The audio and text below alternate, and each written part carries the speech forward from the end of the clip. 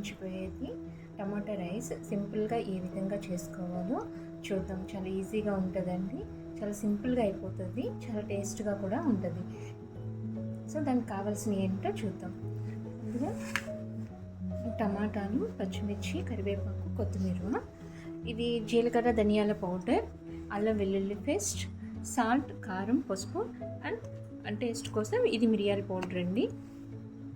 ముందుగానే రైస్ ఇలా ప్రిపేర్ చేసుకుని ఉంచుకోవాలి, ఎందుకంటే వేడిగా ఉన్న రైస్ మనం టమాటో జ్యూస్లో వేసేసరికి మెత్తగా అయిపోతుంది. సో రైస్ ముందుగా ప్రిపేర్ చేసుకుని చల్లారబెట్టిన తర్వాత ఈ రైస్ అనేది మనం యూస్ చేయాలి. సో ఏ విధంగా టమాటా రైస్ చేయాలో చూద్దాం. గిన్నె పెట్టుకున్నాక స్టవ్ వేడెక్కిన తర్వాత సరిపడగా ఆయిల్ వేసుకోవాలి.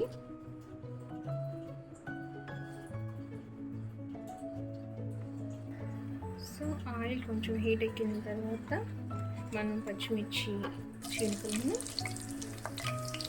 అందులో వేసుకుని లైట్గా వేగించుకున్నాం. ఇలా కొంచెం వేయించిన తర్వాత టమాటా పేస్ట్ని ఈ విధంగా మెత్తగా గ్రైండ్ చేసుకోవాలి. గ్రైండ్ చేసుకున్న తర్వాత ఇది మనం ఆయిల్లో వేసి ఉడకనివ్వాలి బాగా.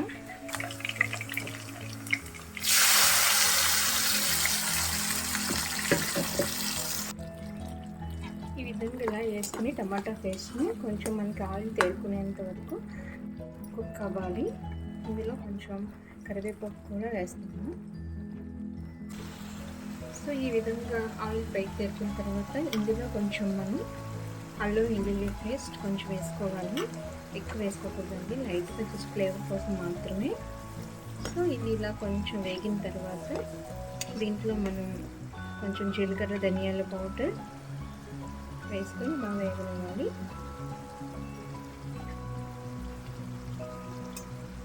బాగా కలుపుకొని 2 minutes పాటు ఇలా ఉంచాలి, సిమ్లో ఉంచి ఇలా కలుపుకోవాలి బాగా.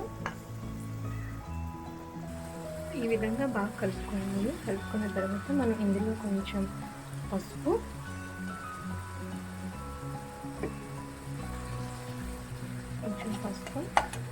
కొంచెం కారం ఎక్కువ వేసుకోకూడదండి, ఎందుకంటే మిరియాల పౌడర్ వేసుకుంటున్నాం కదా, కొంచెం ఘాటుగా ఉంటుంది. సో కొంచెం వరకు లైట్గా కారం అనేది వేసుకోవాలి.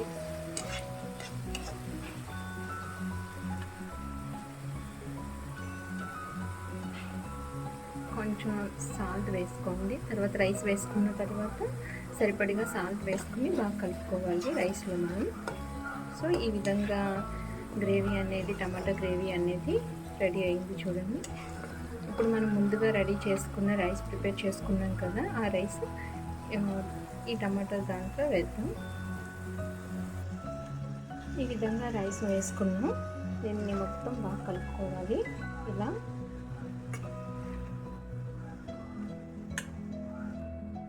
ఇలా కలుపుకుంటున్నప్పుడే మనం కొంచెం మిరియాల పౌడర్ అనేది వేసుకోవాలి లైట్గా. మిరియాల పౌడర్ అనేది వేసుకున్న తర్వాత బాగా కలుపుకోవాలి రైస్ మొత్తాన్ని. తర్వాత కొత్తిమీర అనేది మనం ఇలా పైన వేసుకుని ఈ విధంగా వేసుకోవాలి మొత్తం.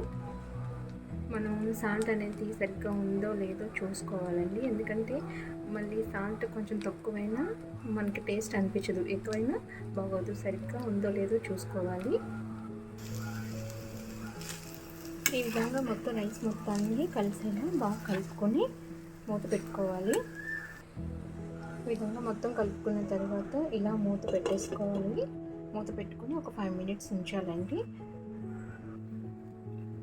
సో టమాటో రైస్ అనేది మనకి రెడీ అయిపోయిందండి, ఎంతో ఈజీగా.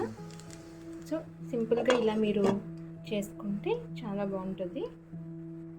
చూడండి, సింపుల్గా టమాటో రైస్ అనేది ఎంత టేస్టీగా సింపుల్గా అయిపోయిందో. సో మీరు కూడా ఇలా ట్రై చేసి చూడండి. Okay, thank you, bye.